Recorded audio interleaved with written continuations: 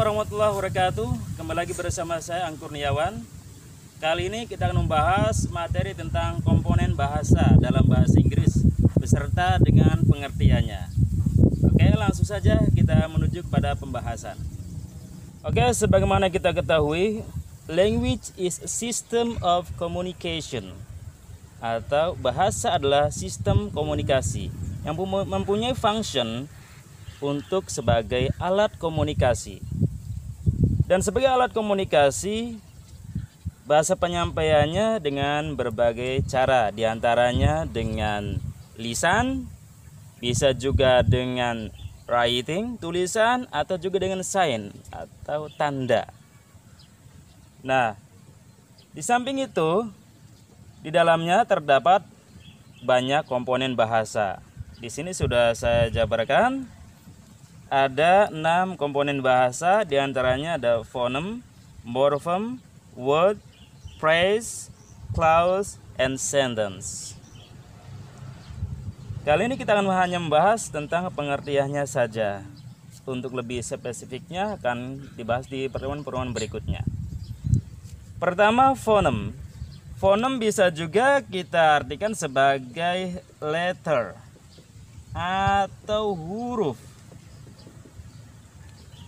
Dia terdiri dari huruf.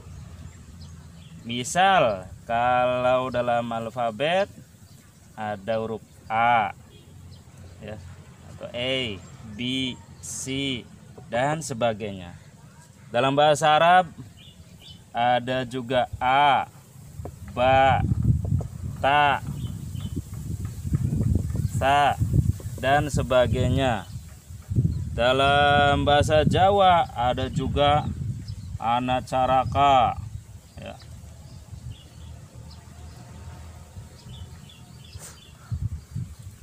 Oke. Kemudian yang kedua adalah morfem. Morfem bermakna kata dasar dan imbuhan. Kata dasar dan imbuhan. Dalam bahasa Indonesia kita kenal dengan ada prefiks dan sufiks. Di sini morfem dibagi menjadi 2. Ada disebut dengan free morphem, ada juga dengan bond morphem. Kita singkat saja, free morphem kita singkat menjadi FM, bond morphem adalah BM. Contohnya gimana? Seperti misal dari kata sopan, bahasa Inggrisnya polite. Ini merupakan free morphem. Mendapatkan tambahan ada impolite. Polite sebagai free morphem, sebagai bond morphem. Artinya kalau free itu bebas, kalau bond mengikat. Kalau di awal dinamakan prefiks, kalau di akhir dinamakan dengan sufiks. Di sini bond morphemnya di awal, maka bond morphem sebagai prefiks, ya. Impolite, dari kata polite artinya sopan, ditambah dengan kata impolite bermakna tidak sopan. Like bermakna suka. Ini sebagai free morphem. Mendapatkan tambahan dislike bermakna tidak suka. Sebagai bond morphem. Lebih jelas satu lagi yang ada prefiks dan sufiksnya. Misal dari kata agree. Agree bermakna setuju. Ini sebagai free morphem. Mendapatkan tambahan yaitu kata dis dan kata men. Kalau agreement saja, ini ada bond morphem di akhir, sufiks, ya. Bisa ditambah dengan dua-duanya, disagreement. Ini juga bone morphem. Disagreement artinya lah pertidaksetujuan. Kalau agree setuju, agreement persetujuan, disagreement pertidaksetujuan. Oke, bisa dipahami. Oke, berikutnya yaitu word. Word dalam bahasa Indonesia disebut dengan kata. Atau lebih jelasnya, word adalah rangkaian huruf. Rangkaian huruf yang mempunyai arti dan kelas kata. Kelas kata dalam bahasa Inggris biasa disebut dengan parts of speech, yang terdiri dari 8. Di antaranya ada noun, pronoun, kemudian adjective, verb, adverb,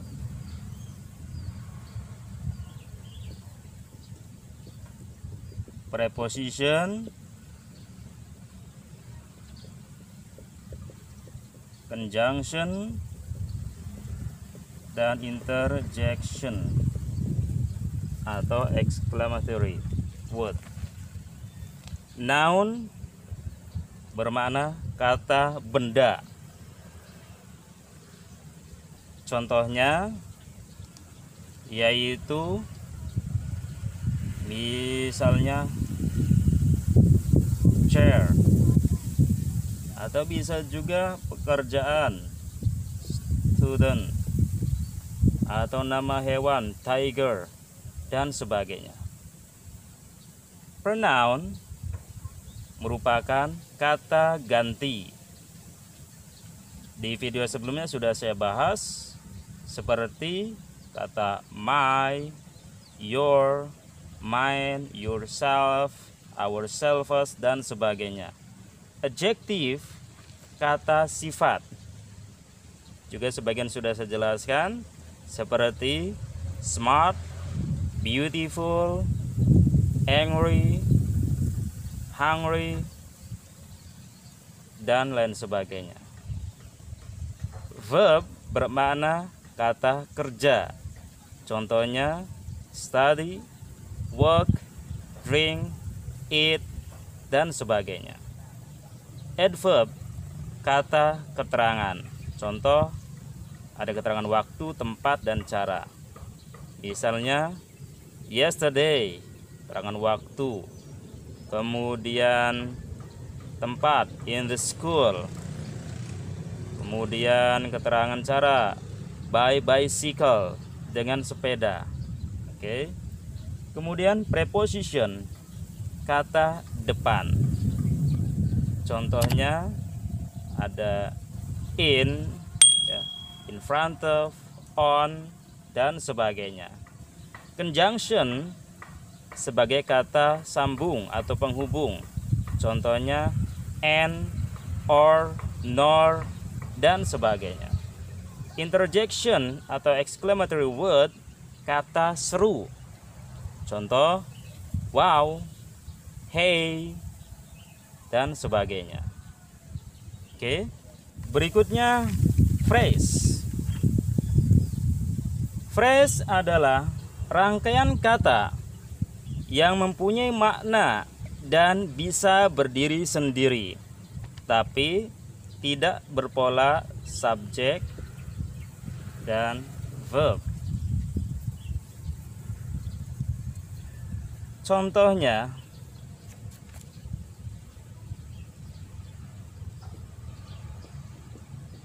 beautiful girl, very hot. Kemudian misalkan lagi apa, a book. Ini disebut dengan phrase. Phrase sebenarnya banyak, ada adjective phrase, noun phrase yang baru sudah saya jelaskan, ada adverbial phrase, dan juga preposition phrase juga yang lainnya. Untuk sementara dalam materi ini kita hanya menjelaskan pengertiannya saja. Untuk berikutnya akan saya jelaskan lebih detailnya. Kemudian clause. Clause adalah rangkaian kata yang mempunyai makna tapi tidak bisa berdiri sendiri. Kalau tadi bisa berdiri sendiri, ini tidak bisa berdiri sendiri. Dan clause ini dibagi menjadi dua. Ada main clause dan ada sub clause.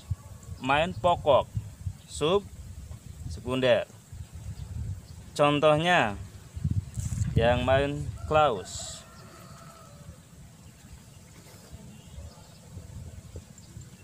I will study. Saya akan belajar. Ini disebut dengan main clause. Ada if you study. Jika kamu belajar.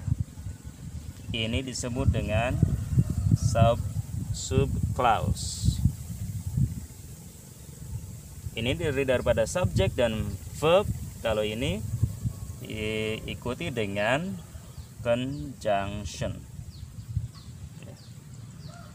atau kata penghubung. Kenapa di sini disebut main clause? Main clause adalah rangkaian kata yang mempunyai arti dan mempunyai kemungkinan untuk bisa berdiri sendiri. I will study, saya akan belajar. Memang belum lengkap, belajarnya di mana? Ya. Dijelaskan, dilengkapi dengan if you study, jika kamu belajar. Saya akan belajar jika kamu belajar. Ini nanti disebut dengan sentence. Kalau cuma sekedar if you study, jika kamu belajar, orang belum paham apa maksudnya jika kamu belajar. Maka ini kalau sub clause belum atau tidak mempunyai kemungkinan membentuk suatu kalimat. Kalau ini ada kemungkinan, ini tidak bisa membentuk kalimat kecuali ada main clause. Jadi jelas ini tidak bisa berdiri sendiri. Itu main clause dan sub clause. You understand? Okay, next. Sentence. Sentence kalau dalam bahasa Indonesia bermakna kalimat. Adalah rangkaian kata yang memiliki arti dan bisa berdiri sendiri. Terus berpola subjek dan verb. Karena syarat sebuah kalimat itu harus ada subjek dan verb. Sekali lagi, syaratnya harus ada subjek dan verb. Syarat sebuah kalimat. Jenisnya banyak, ada kalimat nominal, ada juga kalimat verbal. Kemarin sudah saya jelaskan, atau nanti kita akan jelaskan lebih spesifik lagi. Ya. Jadi ini sentence. Contohnya,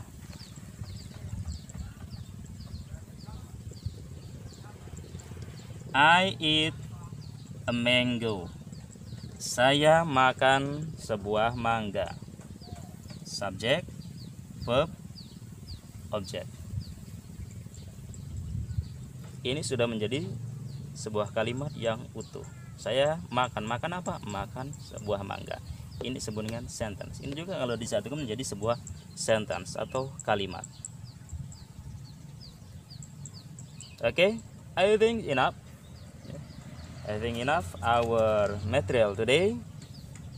Kali ini kita hanya membahas tentang pengertian-pengertian saja, pemahaman tentang komponen bahasa. Berikutnya, God willing, I will explain you about this all.